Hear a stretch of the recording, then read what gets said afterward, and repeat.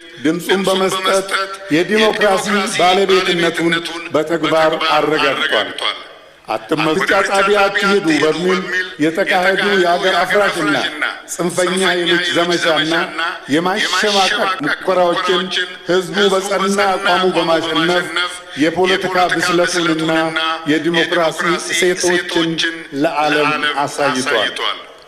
እርሶም እንደገለጹት የኢትዮጵያ ህዝብ አስደናቂም ተአምረኛ ህዝብ ነው።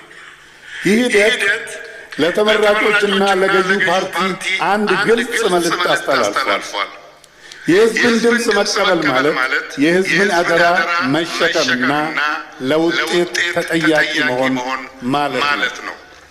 በመሆኑም መንግስት፣ ገዢው ፓርቲ፣ ተፎካካሪ ኃይሎች፣ ምሁራንና የኢትዮጵያ ወዳጆች ከዚህ ታሪካዊ ምርጫ ሂደት ምን አይነት የዲሞክራሲ ግንባታ ትምህርት ይወስዳሉ?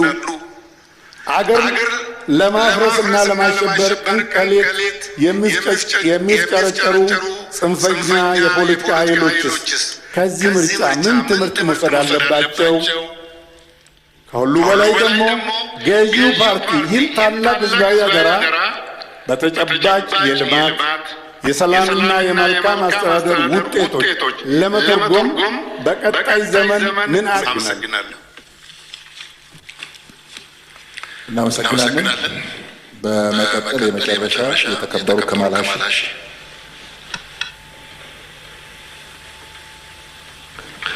አመሰግናለሁ። የተከበሩ አፈ ጉባኤ፣ ክቡር ጠቅላይ ሚኒስትር ዶክተር አብይ አህመድ በኢፌዴሪ መንግስት የ2018 በጀት አፈጻጸም ሪፖርት ላይ እንዲሁም በ2019 በጀት ላይ ከምክር ቤት አባላት ለሚነሱ ጥያቄዎች ምላሽና ማብራሪያ ለመስጠት በመካከላችን ስለተገኙ አመሰግናቸዋለሁ።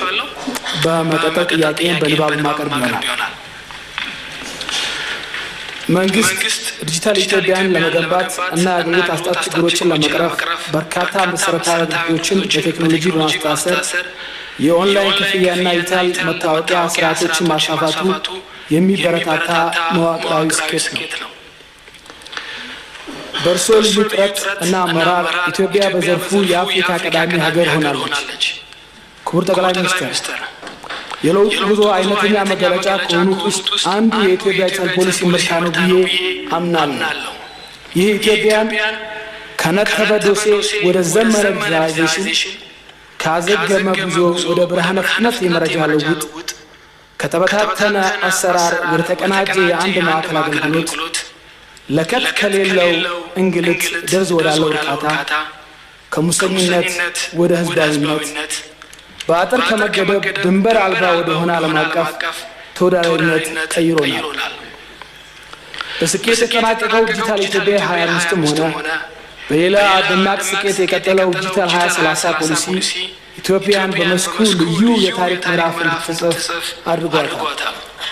ይህ ታላቅ ሀሳብ ሀገራችን በዲጂታል ዓለም ሰፊ የመሰረተ ልማት ዝርጋታና የቴሌኮም ገበያ እንድትከፍት፣ ብሔራዊ ዲጂታል መታወቂያ መርሃ ግብር እንዲጀምር፣ የዲጂታል ክፍያና የፋይናንስ አካታችነት እንዲሰፍን፣ ከምንም በላይ ህዝቡ እፎይ እንዲል ያስቻለው ዲጂታል የመንግስት ዓለም አቀፍ ደረጃውን የጠበቀ ዘመናዊና የተቀላጠፈ አገልግሎት እንዲመጣም አስችሏል። በመሆኑም ለዚህ ድንቅ ውጤት ሀሳብ ከማመንጨት ጀምሮ በፖሊሲ እንዲቀረጽ በማድረግ በአስደማሚ ሁኔታ የመሪነት ሚና ስለተጫወቱ ከልቤ በእውነቱ ላመሰግኑ እወዳለሁ። እውቅናና ክብር ይገባዎታል።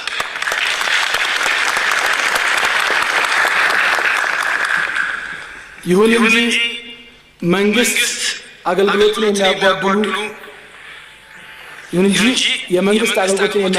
ፍትህን የሚያዘገዩና ጉቦ የሚጠይቁ ባለስልጣናት ባለሙያዎች በየደረጃው መኖራቸው ህዝቡን ለከፍተኛ ምሬትና እንግልት እየዳረገው እንደሚገኝ ቅሬታዎች ይመጣሉ። ክቡር ጠቅላይ ሚኒስትር፣